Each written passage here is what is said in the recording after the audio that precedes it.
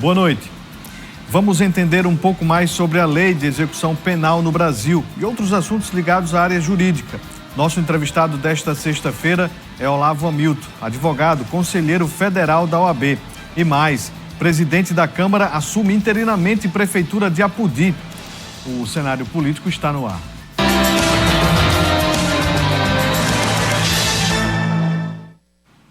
Boa noite para você, minha amiga telespectadora. Boa noite para você, meu amigo telespectador. Iniciando mais um cenário político ao vivo aqui na tela da TCM. Desde já agradecendo a audiência de você que nos acompanha nesta sexta-feira. Daqui a pouquinho tem o Sextou. Antes, vamos aqui entrevistar o Dr. Olavo Hamilton, que você já conhece, mas hoje nós vamos falar sobre um aspecto da lei brasileira de execução penal, o que envolve aí também a fuga dos 2 detentos do presídio federal aqui de Mossoró, como é que está aí a análise da OAB, enfim, a gente vai acompanhar mais sobre este assunto e você de casa pode participar. Tem alguma dúvida jurídica também? Manda aqui para a gente, Dr. Olavo é nosso entrevistado de hoje. Você pode participar através destes contatos que estão aparecendo aqui no canto da tela. Nós temos o Instagram, @Cenário Político TCM, e o nosso WhatsApp, 98802-8941.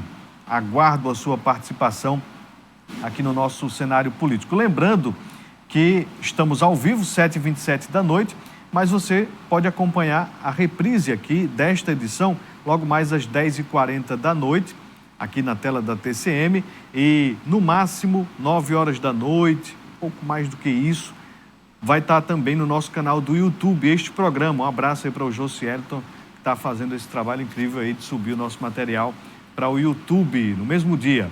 Bem, Apodi não tem vice-prefeito e agora o prefeito Alan Silveira precisou se afastar.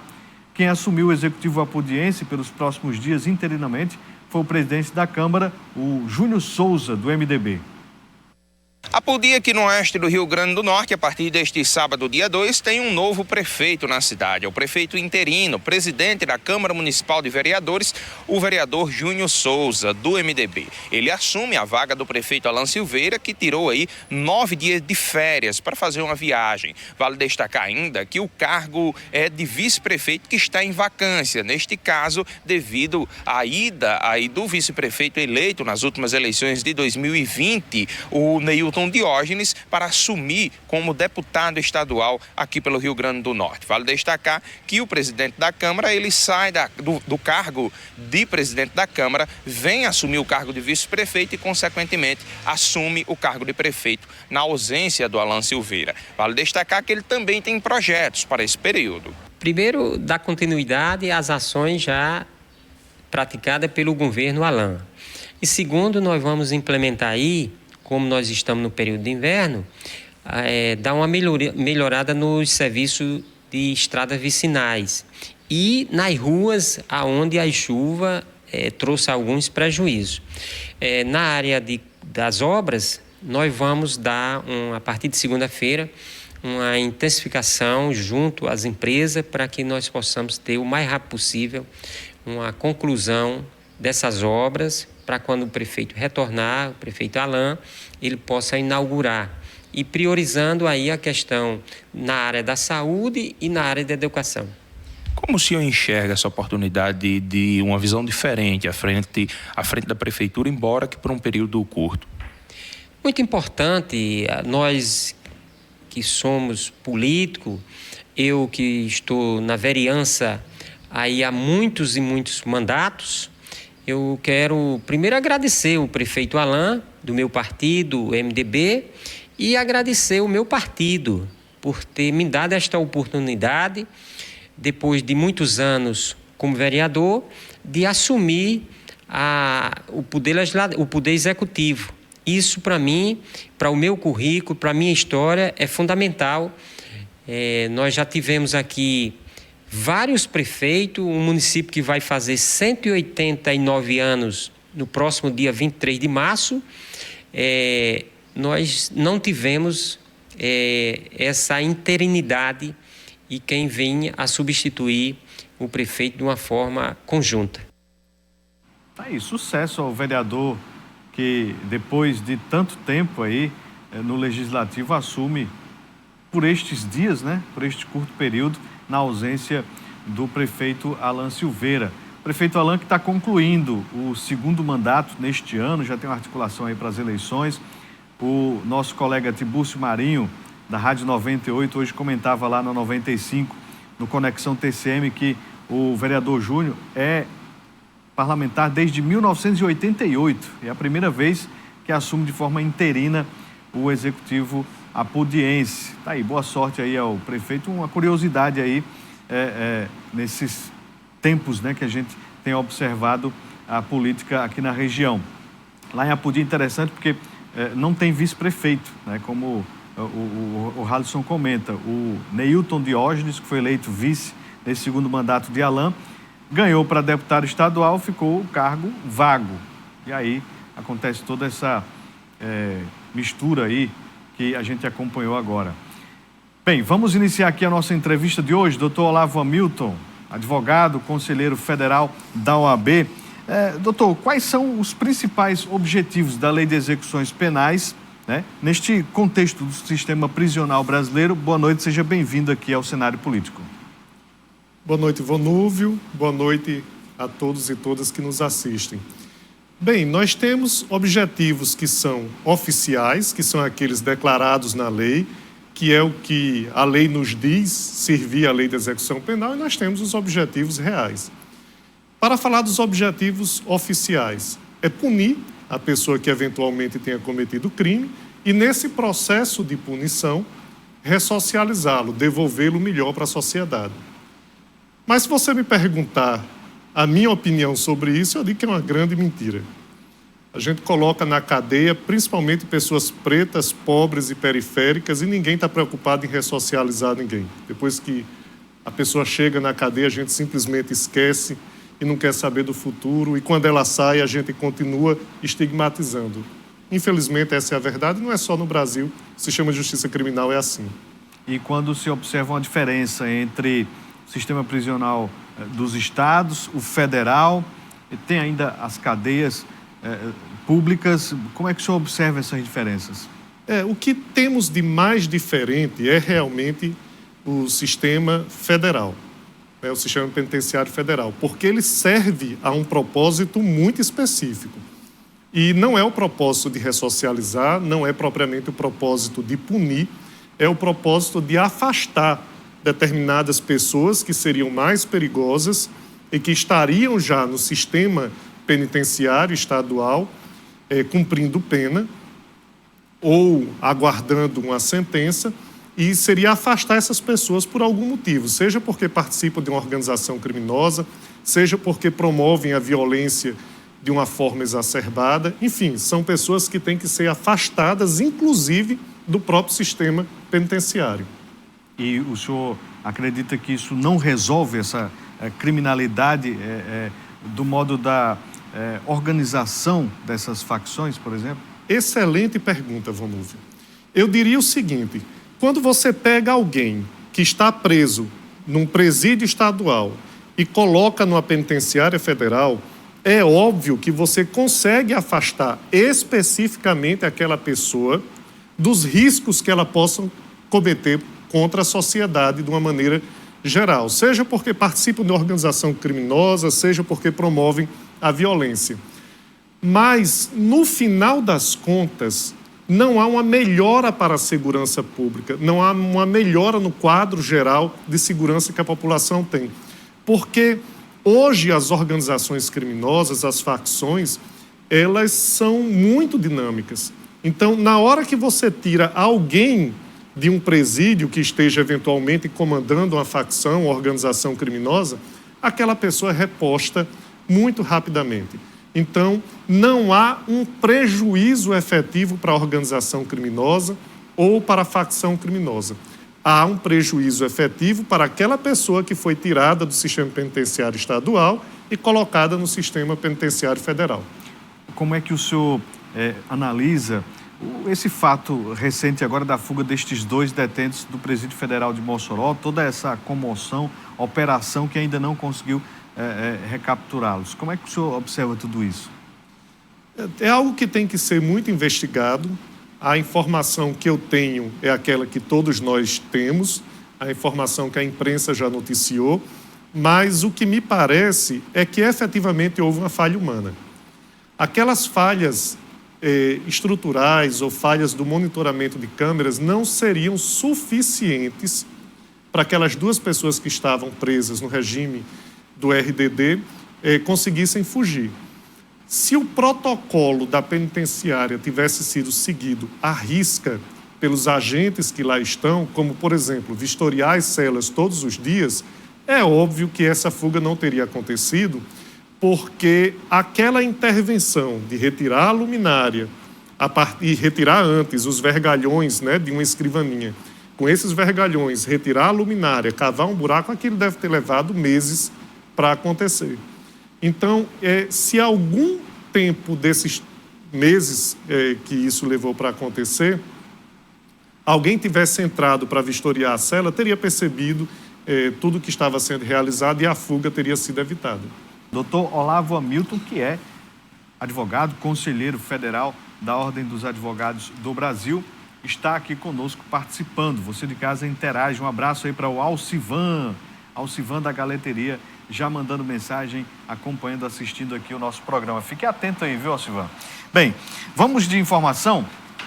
O Senado aprovou na semana passada o projeto de lei que acaba com as saídas temporárias de presos em feriados e datas comemorativas, mas mantém a autorização para que detentos em regime semiaberto possam estudar fora da prisão. A proposta aprovada também prevê a realização de exame criminológico para permitir a progressão de regime de condenados. Como os senadores fizeram mudanças, a proposta será analisada novamente pela Câmara dos Deputados, que aprovou o projeto em 2022. Vamos acompanhar aqui a opinião deste assunto do senador Sérgio Moro. Acompanhe. Hoje a Comissão de Segurança do Senado deu uma resposta à sociedade brasileira. Nós, infelizmente, temos visto aí uma grande insegurança pública e o crescimento da violência, as pessoas com medo. E um dos problemas da nossa legislação são essas saídas, chamadas saidinhas dos feriados, nas quais milhares de presos no semiaberto são colocados em liberdade em todo o país. Muitos deles não retornam ao final do feriado e parte deles ainda comete crime, gerando vítimas fatais.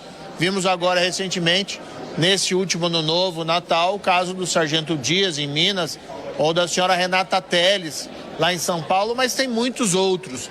Então, o que o Senado fez? A Comissão de Segurança, ela aprovou o projeto que veio da Câmara, que a Câmara fez um bom trabalho, com pequenas retificações para preservar apenas aquelas atividades ressocializantes, como educação e trabalho para os presos semiabertos. Mas as saídas em feriados já era hora de acabar. Senador, o senhor apresentou uma emenda a esse projeto. O senhor pode explicar para a gente qual era o teor dessa emenda? Olha, havia um certo impasse em relação ao projeto. A Câmara fez um grande trabalho ao acabar com as saídas temporárias do feriado, mas o texto que foi apresentado, ele acabava também afetando as saídas do preso, do semiaberto, para estudar. E o estudo é uma atividade, sim, aí sim, ressocializante, e é importante preparar o preso para poder voltar ao convívio social. Então, a emenda que apresentei visou apenas assegurar o fim das saídas temporárias do feriado, mas preservar a atividade de educação. Fizemos ainda uma limitação para que presos condenados por crimes hediondos ou com violência ou grave ameaça contra a pessoa não tenham esse benefício, a fim de minorar riscos à sociedade ou outros indivíduos. Foi importante a emenda? Sim, porque foi a forma que nós obtivemos o consenso. Veja que foi uma votação unânime na comissão, para que o projeto pudesse avançar. Antes ele estava, por conta dessas questões, ele estava, não é parado, mas havia um impasse. Nós não tínhamos um consenso para aprová-lo.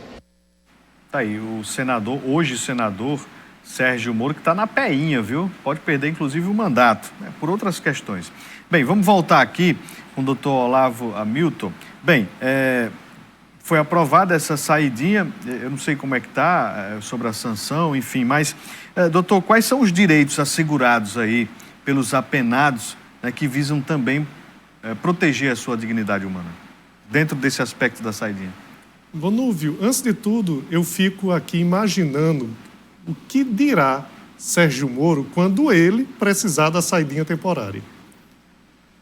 Mas, vindo ao tema que o senador colocou, o hoje senador colocou, é interessante. A saída temporária é uma espécie de instrumento para ressocializar o indivíduo. Pelo menos é isso que diz a lei. Quem é que tem direito? Os presos do regime semiaberto e os presos do regime aberto. Quais são as saídas temporárias? É a saída de Natal, a saída da Páscoa, a saída do Dia das Mães, do Dia dos Pais e de finados. Veja que são feriados, a maioria deles, dos 5, 3 são feriados cristãos, inclusive. É para que o preso tenha contato com sua família, é para que o preso receba amor de sua família, é para que o preso veja o filho, veja a mãe, veja o tio, veja o avô, se tiver. Então, é um instrumento importante para que ele comece a se adaptar ao retorno à sociedade. A emenda do senador Sérgio Moro diz muito sobre o que nós pensamos sobre as pessoas que estão presas. Ou seja, não nos interessa que ele visite a família, mas para estudar e trabalhar ele pode sair. Por quê? Porque o trabalho do preso é muito mal remunerado. O trabalho do preso, ele é remunerado muito menos do que quem ganha um salário mínimo. Então, é importante para o setor produtivo poder explorar esse tipo de trabalho. Por isso que se permite a saída para estudar, ou seja, você se aperfeiçoar, e para você trabalhar, ganhando muito menos do que um trabalhador que esteja livre. Sinceramente, considero um erro tremendo do Senado. Espero que a Câmara corrija esse erro e, se não corrigir, que o presidente da República vete essa modificação. Doutor, então, para a gente compreender, o senhor acha que esta pauta, inclusive o presidente Bolsonaro esteve durante 4 anos e essa proposta não caminhou, né, sob o governo do ex-presidente, mas virou o governo, deputados e senadores da bancada hoje de oposição fizeram caminhar, inclusive com liderança aí do Flávio Bolsonaro. O senhor acha que existe um aspecto político em meio a esta aprovação e que o que é alegado, que é colocado aí pelos senadores de que verdadeiros criminosos de alta periculosidade têm acesso a essas saidinhas, isso acontece?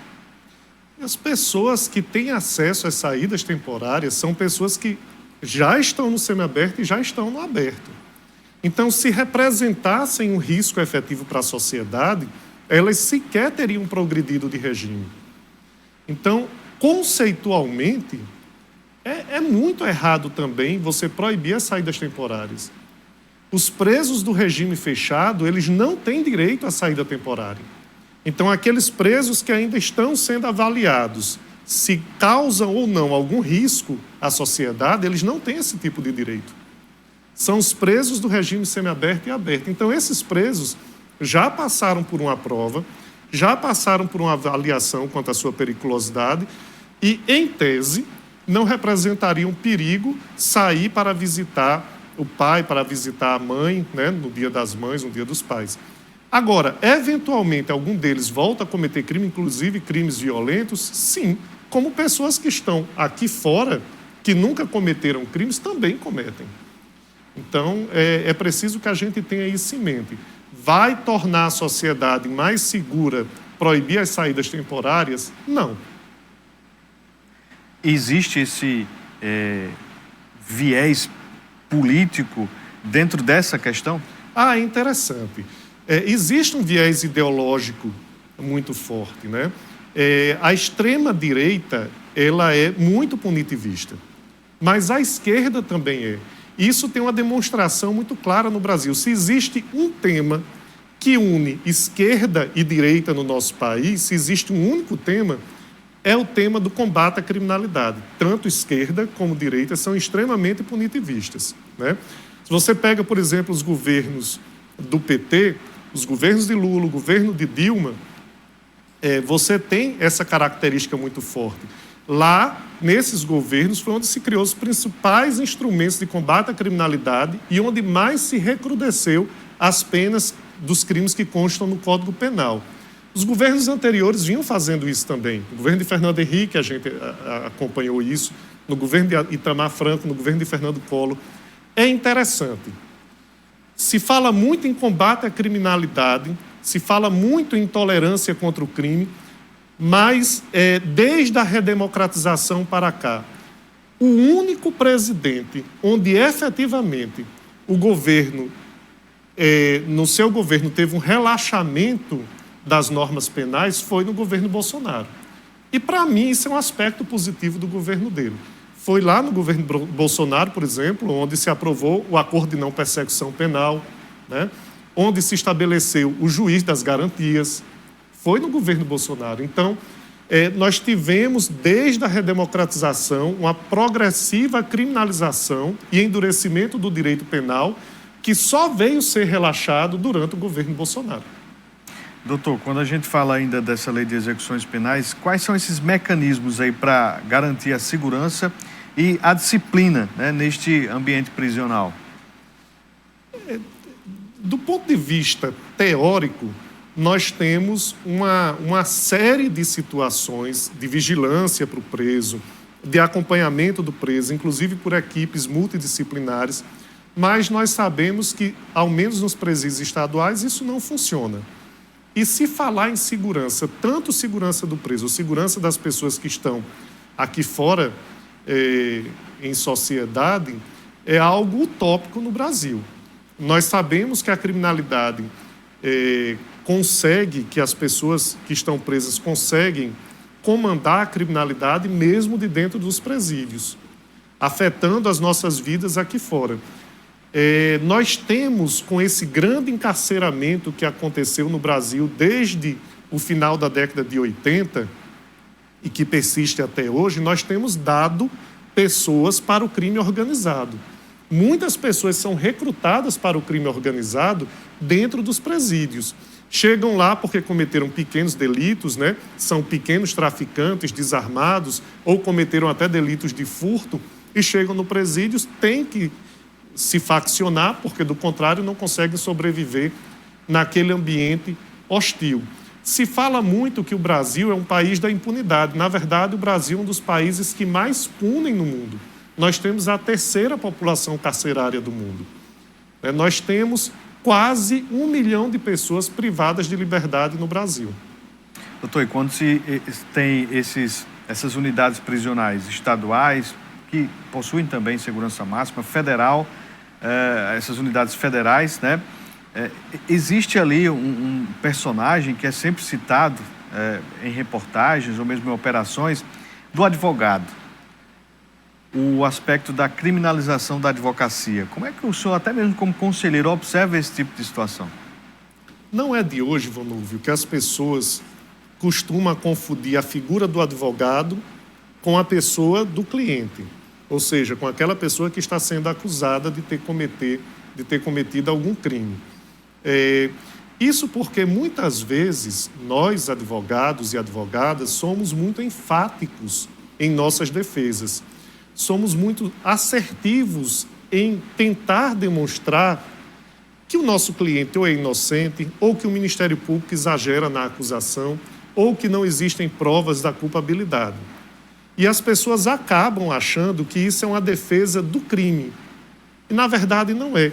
O advogado defende uma pessoa que esteja sendo acusada de cometer um crime. Isso não significa que o advogado ou advogada compactue com a criminalidade. Então, quando vem da população, isso é muito ruim. Mas quando vem de uma autoridade pública, isso é ainda pior. E não raro, membros do Ministério Público e delegados de polícia, por exemplo, ou policiais em geral, costumam cometer esse deslize, né? Esse desvio, que eu diria que é até um desvio funcional, de confundir a advocacia com a figura do criminoso. Antes de a gente trazer aqui as participações e falar sobre outros assuntos aqui com o doutor Olavo, tem informação sobre Assembleia Legislativa, na sessão ordinária de ontem do Legislativo Estadual, foi debatida a ideia de federalização de estradas no RN. A reportagem é da TV Assembleia. A licitação que vai contratar a empresa responsável pela recuperação das estradas do Rio Grande do Norte está marcada para o dia 18 de março e o tema voltou aos debates na Assembleia Legislativa nesta quinta-feira. Desta vez, a pauta é a possibilidade de federalizar alguns trechos de rodovias estaduais, isto é, transferir a gestão delas à União. A sugestão de federalizar algumas estradas do Rio Grande do Norte já tinha sido dada aqui na Assembleia Legislativa pelo deputado Nélter Queiroz na semana passada. E durante a sessão ordinária desta quinta-feira, o parlamentar do PSDB voltou ao assunto. Nélter quer que seja criada uma comissão de parlamentares para propor ao Ministério dos Transportes a federalização de 3 RNs, a RN 086, a RN 118 e a RN 288. A RN 118, que corta o Seridó e o Vale do Açu, chegando na região salineira, de Ipueira, Caicó, Jucurutu, Açu até Macau. Sugeri o trecho da estrada que liga Carnaúba dos Dantas, Parelhas e Equador, que ali tem um trecho que transporta várias indústrias de telha, de lajotas. O outro trecho foi também de Acari, o Seridó, Acari, chegando, passando para Caicó, Jardim Piranhas. É uma região muito importante que seja federalizada.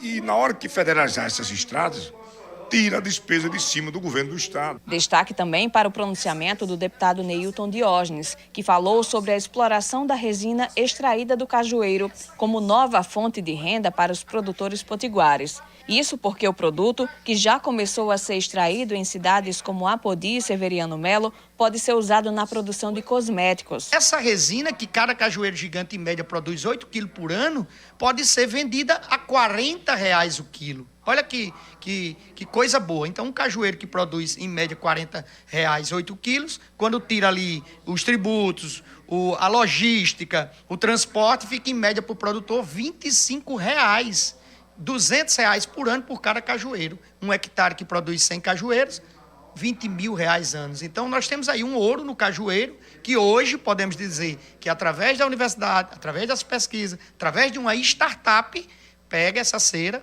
produz goma e vende ao setor cosmético. A descoberta veio de uma pesquisa feita pela Universidade de Pernambuco. A gente já comunicou ao secretário Guilherme e ele ficou surpreso e muito feliz com esse projeto. Já se dispôs a participar ativamente das discussões. Trouxemos as professoras aqui em dezembro, trouxemos as professoras agora na semana passada, visitamos as cidades mais produtivas do caju no estado, Rodolfo Fernandes, Apodi, Severiano Melo, Serra do Mel. Já interligamos todos esses conhecimentos aos secretários de Agricultura municipais, aos sindicatos, às associações. Então, nós estamos aí anunciando isso tudo que está acontecendo e promovendo esse conhecimento aos produtores, que isso sim vai fazer a diferença. Tá aí, informações da Assembleia Legislativa. Vamos voltar aqui à nossa conversa com o doutor Olavo Hamilton. Nós temos aqui a participação do Janilson, mandando mensagem lá do bairro Belo Horizonte, acompanhando aqui a gente. Quem também manda mensagem, parabenizando aqui o advogado, é o Leonardo Simão, mandando aqui os parabéns para o doutor Olavo, parabéns pela entrevista. Quem manda mensagem aqui também, deixa eu ver o nome, Roberto Melo. Ele escreve o seguinte: Fonúvio, Olavo era bom de videogame, só perdia para Reinaldo. Lembre a ele aí, lá na locadora de Breno. O pessoal está lembrando aqui, viu, sua juventude, doutor. Bem, temos aqui uma pergunta. Jean Paul, o que o doutor acha em grande parte, o que os presos acham também. Eles ganham esse benefício e não voltam para cumprir a pena ou as penas. E pior, causam mais delitos. O retorno desses que saem para essas saidinhas, doutor. Fala um pouco mais sobre isso. A maioria dos presos que saem, voltam sem cometer nenhum crime. Agora, é possível que alguns desses presos aproveitem a oportunidade da saída temporária para cometer delitos? Sim, como é possível também que pessoas que não estão no sistema penitenciário, que estão aqui fora, também os cometam. Então, sai uma coisa pela outra.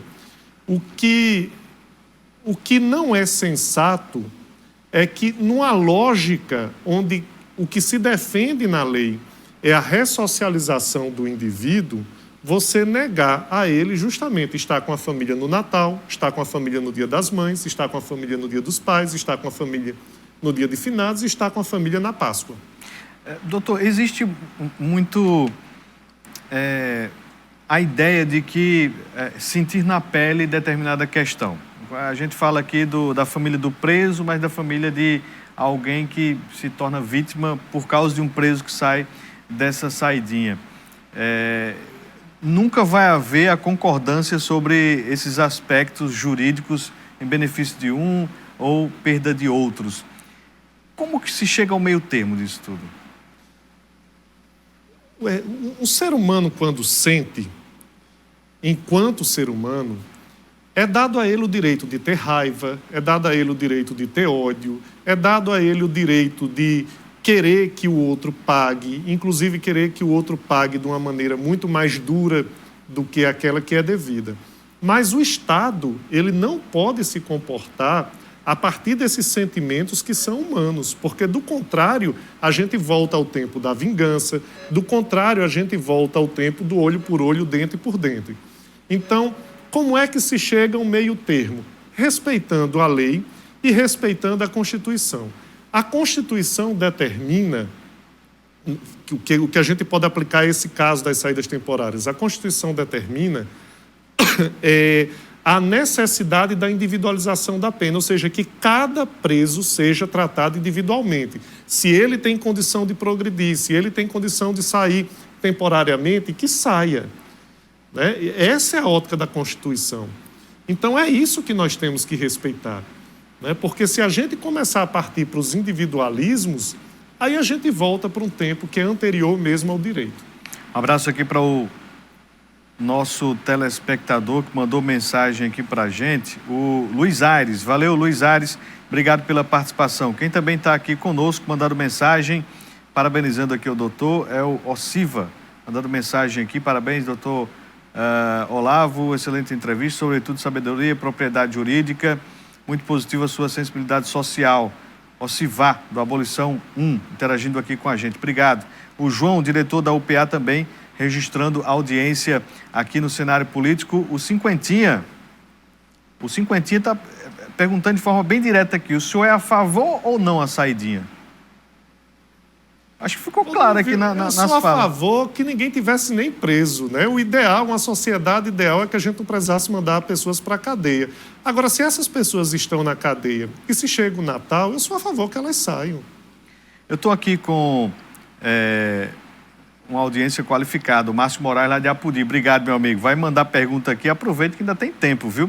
Mas falando sobre, inclusive a tese de doutorado aqui do doutor Olavo, né, que é o caráter simbólico da criminalização das drogas. A gente está falando sobre um assunto, né, que trata da lei de execuções penais, crime organizado, enfim, muitas questões que acredito que o princípio de muito disso tudo é nas drogas, doutor. E no Brasil é uma temática que não avança.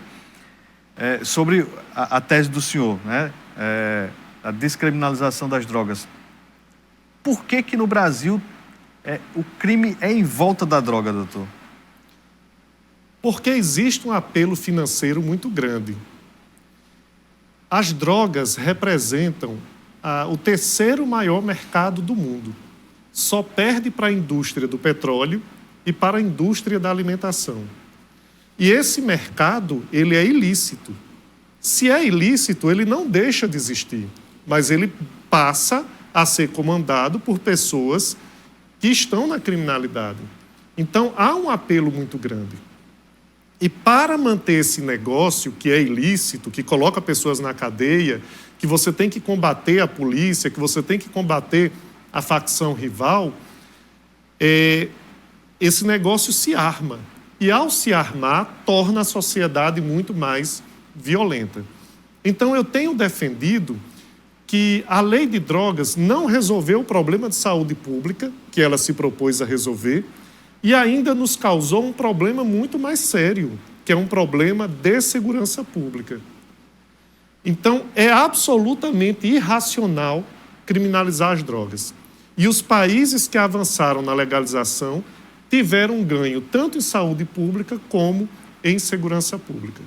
Doutor, esse é mais um assunto que existe uma divisão ali ideológica, direita e esquerda. Isso prejudica também o debate? Olha, eu já penso diferente, Vonúvio. Na minha impressão, direita, esquerda e traficantes, eles têm a mesma opinião, que as drogas devem ser criminalizadas. Né? Nos governos de esquerda se criminalizou as drogas tanto quanto os governos de direita. E os traficantes defendem a criminalização porque é o cerne do negócio. A ilegalidade é o que faz com que o tráfico exista. Se as drogas fossem legalizadas, não seriam os traficantes que estariam vendendo, seriam empresas, assim como se vende álcool e cigarro. E é importante que a gente diga isso. Quais são as drogas mais perigosas? Todos os estudos demonstram que a droga mais perigosa é o álcool e a quarta droga mais perigosa é o cigarro. Em segundo lugar vem a heroína e em terceiro lugar vem o crack. Ou seja, álcool e cigarro, que são drogas legalizadas, são muito mais perigosas do que cocaína, do que maconha, do que LSD, do que êxtase. Então, o que faz uma droga ser legalizada ou o que faz uma droga ser criminalizada não é propriamente o seu potencial nocivo. É muito mais sobre quem usa e quem não usa. Não é? Quem é que usa maconha? Quem é que usa o álcool?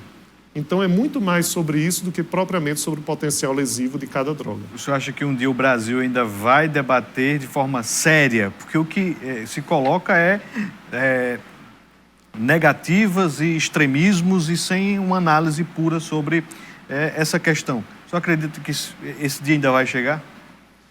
Depois que o mundo todo já tiver resolvido. Você tira a situação do Brasil em diversos temas de forma comparativa com os nossos vizinhos ou então com uma pátria que é muito próxima da nossa, que é Portugal. Né?